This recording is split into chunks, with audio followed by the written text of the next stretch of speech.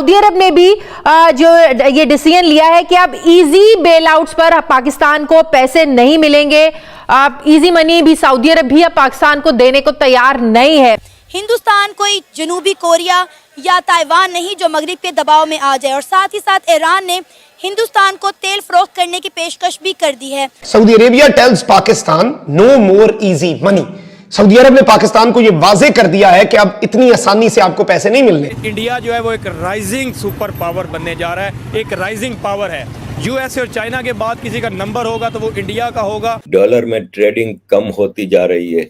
18 countries ने कह दिया है कि हम इंडियन रुपीस में ट्रेड करेंगे।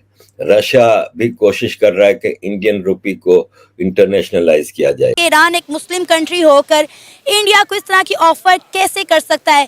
ईरान को, इराक को, पाकिस्तान को सपोर्ट करना चाहिए, ना कि इंडिया की तरफ उनका झुकाव होना चाहिए। अब वो सारी ओआईसी जितनी भी कंट्रीज थी उन्होंने सबने हमारे साथ किनारा कर लिया और सब इंडिया के पास चले गए, और हमें सख्ती से मना किया गया कि अगर आप हमारे कंट्रीज में आते हैं या हमसे मीटिंग करते हैं, कश्मीर को आप डिस्कस नहीं करेंगे, वरना सऊदी अरब ने कहा जो आपको थोड़ा बहुत हम देते हैं ना ये भी आपका बंद कर देंगे अगर अब आपने कश्मीर का राग लपा। लेकिन इस वक्त इंडिया से बात नहीं हो सकती।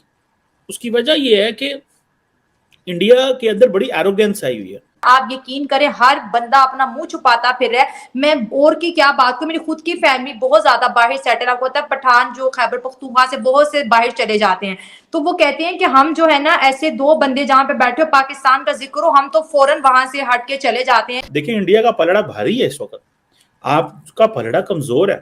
तो ये इस वक्त वो जिसे कहते हैं ना एडवर्सरीज भी जो पसंद करता है कि यार अच्छे तरीके से बात हो, मतलब मेरा जो एडवर्सरी है वो मेरे लेवल पे हो। सो इंडिया समझता है जो हमारे पाकिस्तान हमारे लेवल पे नहीं है इस वक्त।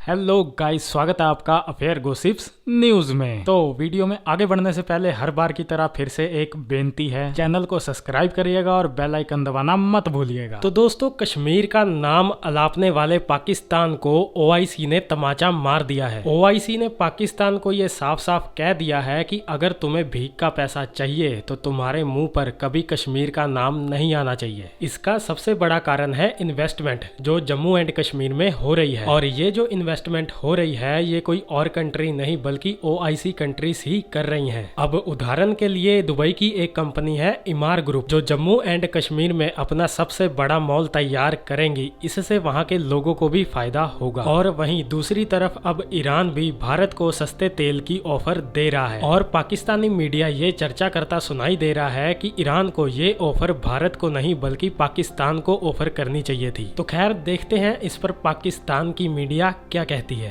पहली खबर यह है कि UAE based mega construction company Emaar to start mega mall project in Srinagar, Jammu and Kashmir, LG Sinha lays foundation stone.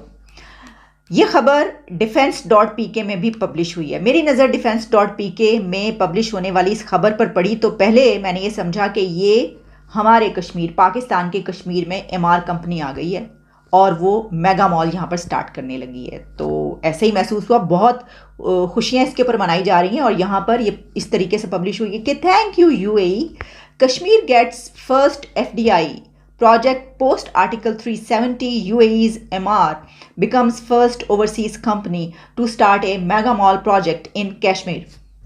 देखिए बात तो खुश होने की है। खुशी की बात इसलिए कि पूरी दुनिया में कहीं पर भी लोगों के लिए अगर कोई काम हो रहा होगा और उनको उससे सहूलत होगी तो अच्छी बात है। ये भी आपको बताएं कि ये बात कही जाती है कि जो एमआर कंस्ट्रक्शन कंपनी है इसमें वहाँ के जो रूलर्स हैं और वहाँ का प्रिंस या किंग उसकी फैमिली के भी इसमें हैं एसेट्स, और यही कहा जाता है कि ये उन्हीं की कंपनी है।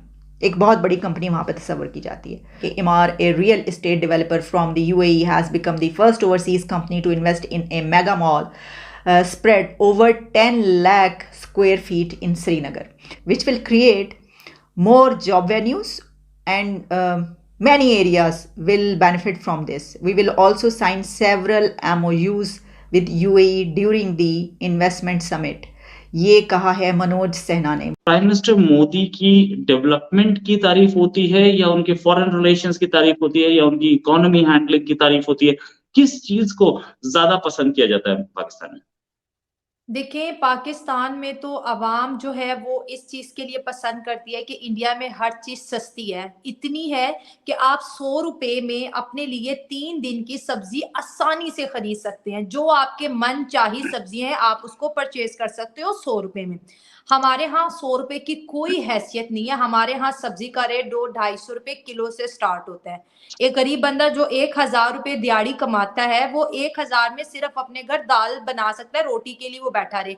15 केजी का जो आटे का तोड़ा है, जो शहर में जो मिल रहा है, वो 2000 रुपए का मिल रहा है।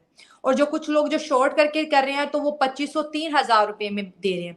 तो जो हमारा जो एक स्टैंडर्ड था, वो बहुत ज्यादा लो हो गया। एक चीज अवाम ये चाहती है कि मोदी ने वहां पे हर चीज सस्ती की है, अगर वो यहाँ पे आएंगे तो हमें भी 20 रुपए प्याज मिलेगा, 10-15 रुपए आलू मिलेंगे, और सबसे बड़ी बात वो हमें एक गैरतमंद कौम बनाएंगे। अब हम इस चीज से बहुत ज्यादा डिस्टर्ब हो गए हैं कि हमें लोग कहते हैं भिखारियों भिखारियों, कंगाल पाकिस्तान, कंगाल पाकिस्तान। तो जो पैट्रियोटिक फीलिंग जो हमारे अंदर है अपने देश को लेके, ये बहुत ज्यादा हर्ट हो गई है कुछ लोगों की वजह से। इस वजह से कि उन्होंने इंडिया को एक इज्जत दिलाई है पूरी दुनिया में, तो हमें भी वैसा प्राइम मिनिस्टर चाहिए जो हमें इज्जत दिलाए।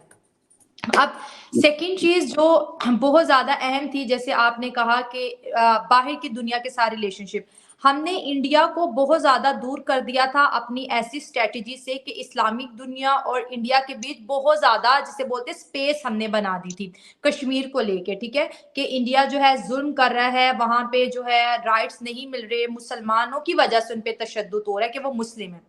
उसके बाद ये जो अभी 3-4 सालों में हमने देखा, मोदी जी ने सऊदी अरब का भी दौरा किया, और फिल वक्त तो जो है भारतीय जो सेना है वो तो सऊदी अरब की जमीन पे भी लैंड कर चुकी है। आपने देखा उनके फाइटर जेट वहां पे एक रात रुके, फिर वो फ्लाई करके नेक्स्ट के।